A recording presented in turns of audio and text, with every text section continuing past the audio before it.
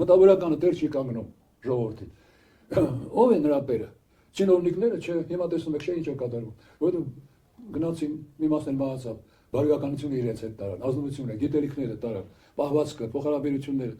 կիրթ, այդ տակտը, պարկեշտությունը տարան եւ բանը երկիրը աղքատացավ։ Հավատի հացադուլեր, պայքարի հացադուլեր,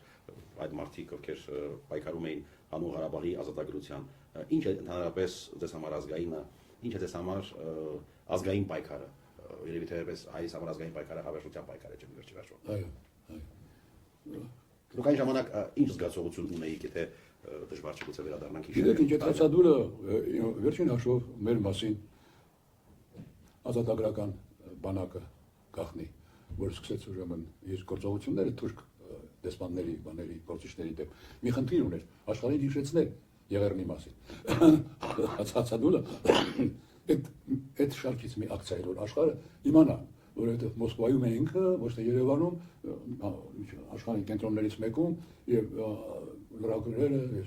հերոսատեսությունը ամեն ինչ խառնվեց իրար, մանավանդ որ սովետական միությունում դա առաջի դեպքն էր, հացադուլի մենք համարձակվեցինք այդ քայլին գնալ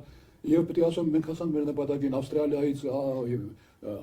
Հարավային Ամերիկայից հեռախոսազանգեր, հարցաքննություն, հարցազրույց եւ այլն, այսինքն Ղարաբաղը, Հայաստանը դարձավ խոսակցության դա մեր խնդիրն էր։ Իհարկե նաեւ Զորի բանը խնդիր ուներ, որ մեկն ու մեկս մեռնենք, որպեսզի աղմուկ ավելի մեծ լինի, եւ դե ես էի տեխնացուն, որովհետեւ ես ծխում էի։ Բանները անզանգեց, ասեց մի ծխի, գոնե մի ծխի, ասեց որովհետեւ կարող ամենես եւ գլուխը ջարդես։ Ես շատ վատացա, Զորիկը ուրախացավ, որովհետեւ ասեց ինչ լավ է, մտքում մտածեց, ես կմեռնի եւ աշխարհով եք կանենք, որ սոսակցան մահացավ։ Բայց եկա կաթողիկոսը մեզ խնդրեց, դուրս գանք, դուրս եկանք։ Այդպեսի այդ նպատակն էր դա, եւ իր դերը խաղաց։ Ղարսը, Արարատը եւ այլն տվեք մեզ։ Թուրքերը հանգիստ պատասխանեցին, դրա համար մենք արյուն ենք տապել, արյունով կվերադարձնենք։ Ինչ ոչ։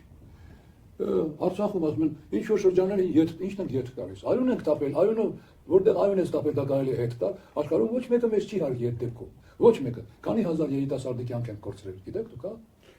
5000-ից ավել։ Մոտ 6000 երիտասարդ կյանք են կորցրել, որ այսօր այդ օղակտորը, որը մերն է եղել այն գլխից, ետ տանք, ոչ մի դեպքում։ Իմ համոզմամբ ժողովուրդը, որը հող է կորցրել, հողը չի վերադարձնում, այդ ժողովուրդը իրանք չունի ապրելու։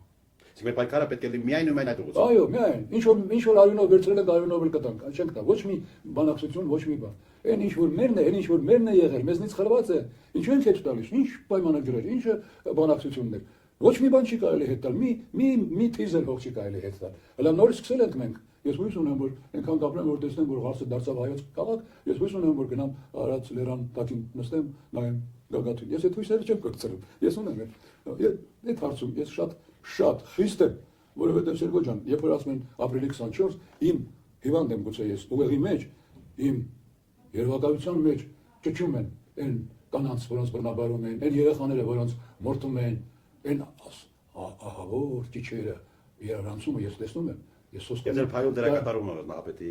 Այդ իմ մեջ է, բոլորը իմ մեջ է, ես չեմ կարող երբեք թուրքերին ներել։ Ինչեր պետք է անեն թուրքերը, որ ես որպես հայ մարդ ներեմ նրանց։ Ոչ մի դեպքում, ոչ մի անգամ, ոչ մի դեպքում։